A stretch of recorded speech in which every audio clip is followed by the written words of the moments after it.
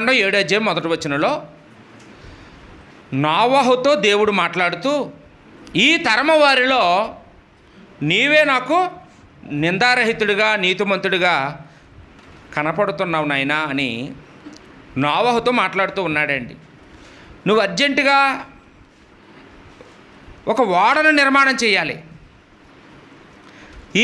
ఈ ప్రజలందరికీ కూడా సువార్త చేయాలి, అందరినీ నువ్వు రక్షించాలి, ఈ ఓడలోనికి వాళ్ళందరూ వచ్చేలాగా నువ్వు చర్యలన్నీ తీసుకోవాలి, ఆ బాధ్యత నీ మీద పెడుతున్నాను అని, ఈ లోకానికి దిక్కు నువ్వే అని నోవహుకి జరగబోయే ఆ జలప్రలయం గురించి దేవుడు ముందుగా చెప్పాడా లేదమ్మా?